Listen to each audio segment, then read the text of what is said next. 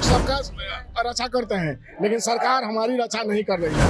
हमारी मांगे छोटी मोटी मांगे हैं जो हम सरकार के पास रख रहे हैं, और सरकार ही हमारी मांग को पूरी करे, और पूरी करेगी तभी ये आंदोलन खत्म होगा।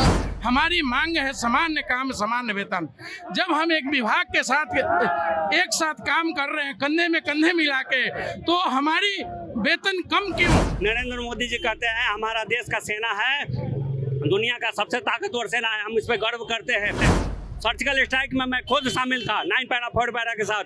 तो जो आप जिस सेना पे गर्व करते हैं, आज मोदी जी वही आपका सेना बिहार में उतरा हुआ है रोड पे, आप उसका सूझ क्यों नहीं ले रहे हैं?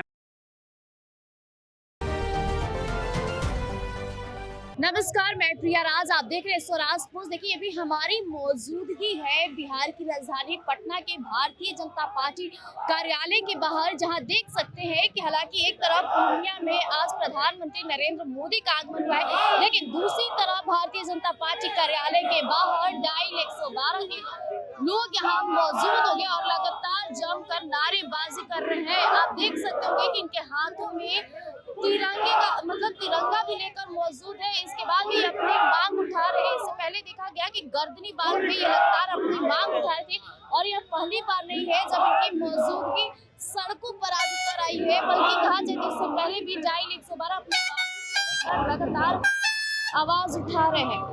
कब तक अपनी मांगे उठा रहे हैं आप?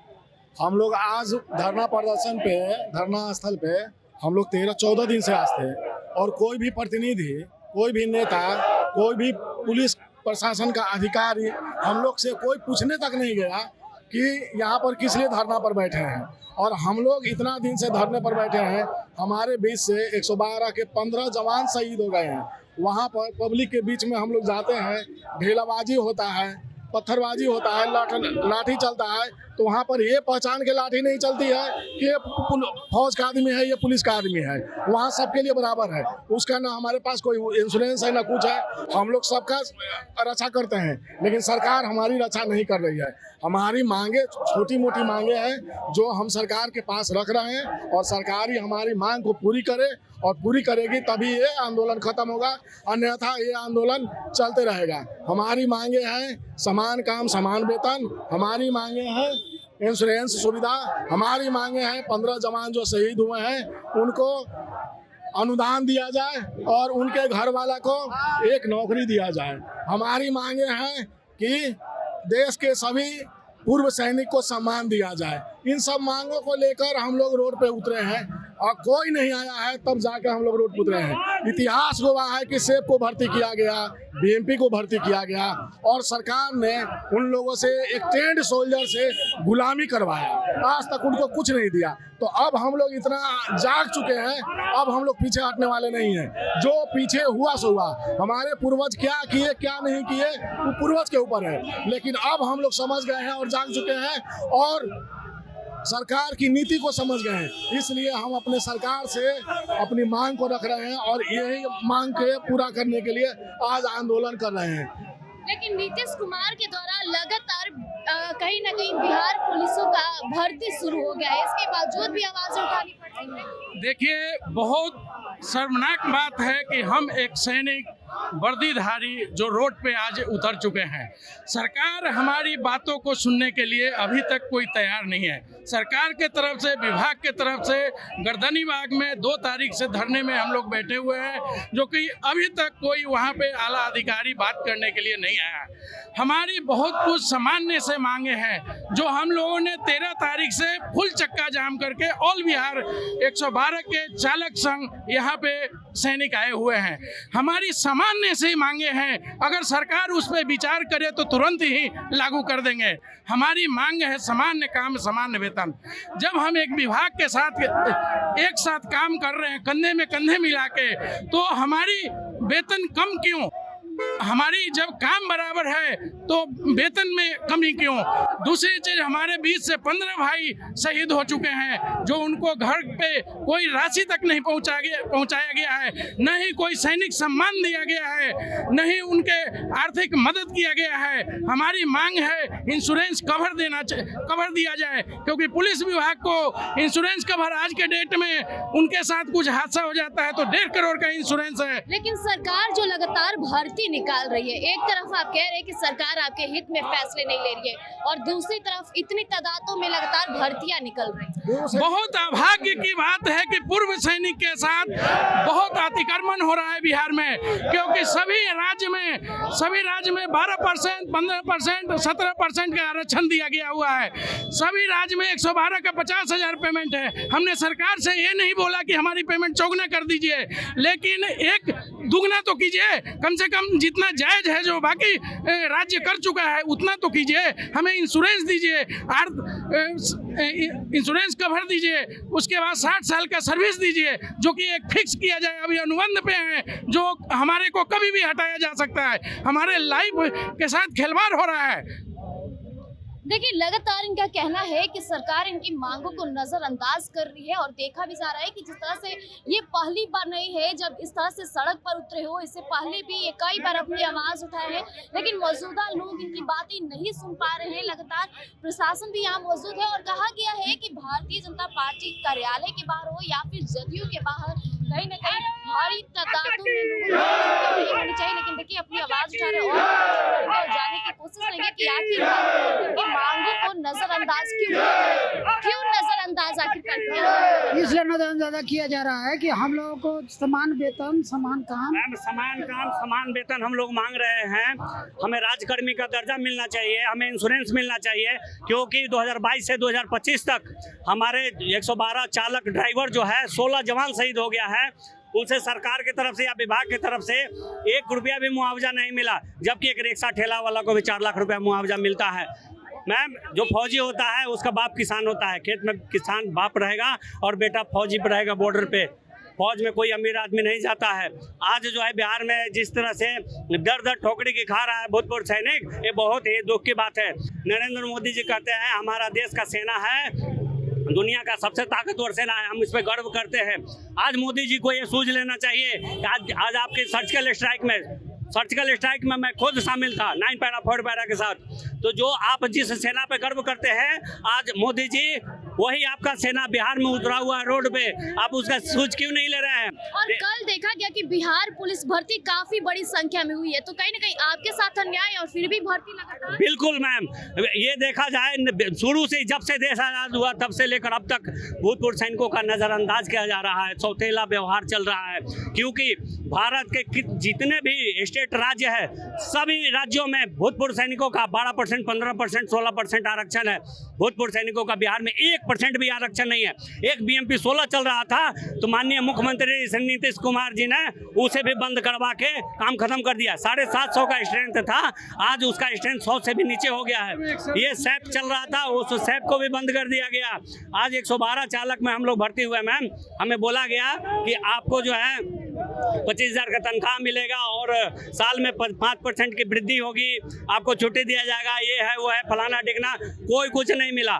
हम लोग जो है दर दर भटक रहे हैं। हमारा सबसे हम लोग रोड पर उतरने का मुख्य मांग ये है मैम कि राज्यकर्मी का दर्जा में मिलना चाहिए कि और इंश्योरेंस कवर होना चाहिए, क्योंकि 2022 से 25 के बीच में हमारा 16 जवान शहीद हुआ है। उसके घर पे जाके नीतीश कुमार जी खुद जाके मिलिए कि क्या स्थिति है उस परिवार का। छोटे छोटे बच्चे और एक फौजी का बीबी, फौजी जवान होता है, उसकी बीबी भी यंग होती है।